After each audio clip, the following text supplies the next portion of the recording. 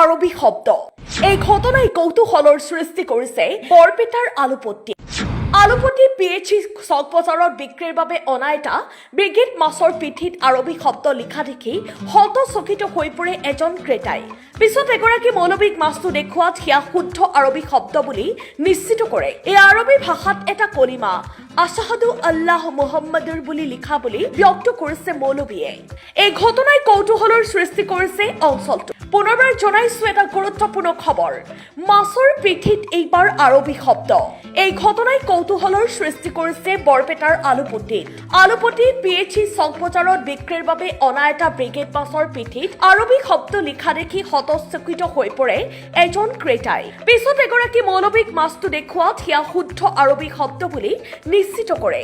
এয়া আৰবী ভাষাত এটা কলিমা আছহাদু আল্লাহ মুহাম্মাদুৰ বুলি লিখা বুলি ব্যক্ত কৰিছে মৌলবীজনে। এই ঘটনাই এতিয়া কৌতূহলৰ সৃষ্টি কৰিছে সমগ্ৰ অঞ্চলটো। এটা মাছৰ গাত লিখা আছে লা ইলাহা ইল্লাল্লাহ। ক'ৰ পৰা আনিছে, কেনেকৈ পালে বস্তু? এই মাছখিনি আনিছোঁ আমি পালপাৰাৰ পৰা। আচ্ছা, আজি ৰাতিপুৱা কি মাছ এইটো? এইটো মাছ হ'ল ব্ৰেকেট মাছ। আচ্ছা, কি লিখা আছে গাত? লেখা আছে মানে হুজুৰবিলাক কৈ আছে যে লা ইলাহা ইল্লাল্লাহু মুহাম্মাদুৰ, এইখিনি লেখা আছে বুলি কৈছে। এটা অলৌকিক কথা, মাছৰ গাত লিখা আছে। সেইটো ক'ত লৈ আহিছে এইটো? এতিয়া আমাৰ PHC মিনিপিচি আলুপট্টি মিনিপিচিৰ ওচৰত মাছ বিক্ৰী কৰি আছোঁ। মাছ বিক্ৰী কৰাৰ সময়ত মানে আমাৰ 10টা মাছ আছে, থকাৰ পিছত মানে 3টা মাছ আছে, থকাৰ পিছত মানে মই মাছ কাটাৰ সময়ত দেখা পালোঁ মানে এনেকুৱা আৰবিক আখৰ লেখা হৈছে। তাৰপিছত মাছটো এনেকৈ মানে ৰাইজে চাই আছে, গাত লিখা আছে, হুজুৰক দেখাইছে। হুজুৰক দেখাইছে লা ইলাহা ইল্লাল্লাহু লিখা আছে। এনেকুৱা কৈছে লা ইলাহা ইল্লাল্লাহ। কি ক'ব এনেকৈ আপুনি? মই মানে এইটো ক'ম, মানে মই আচলতে এনেকুৱা দেখা নাই, নিজ চকুত দেখা নাই, শুনা পাইছোঁ কিন্তু দেখা নাই। আজি বাস্তৱত দেখা পালোঁ। কি হৈছে? এই ইয়াতে এটা মাছ বিক্ৰীৱালা ইয়াতে মাছ বিক্ৰী কৰে।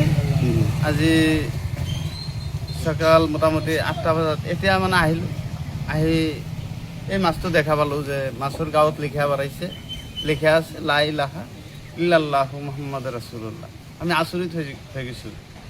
আমাৰ PHCৰ সকলো মানুহ, চব মানুহে আচৰিত হৈ গৈছে মাছৰ গাঁৱতে এতিয়া কেনেকৈ লিখা হ'ল। এইটো কেনেকৈ লিখা হ'ল আমি নাজানো, মাছ বিক্ৰী গলাও সেয়াও নাজানে বেপাৰীয়ে এইটো কেনেকৈ হ'ল। এইটো আল্লাহৰ কিবা মহিমা আমি বুজি পালোঁ। মাছটো কোন বেপাৰী লৈ আহিছে? এইটো জাহিদুল বেপাৰী, আলুপট্টি PHC চক বজাৰ। আলুপট্টি PHC চক বজাৰ। পিছত কি মাছটো কি গাত যে লিখা আছে, কিবা হুজুৰ থুজুৰক কিবা মনসুমলনা দেখাইছিল নেকি?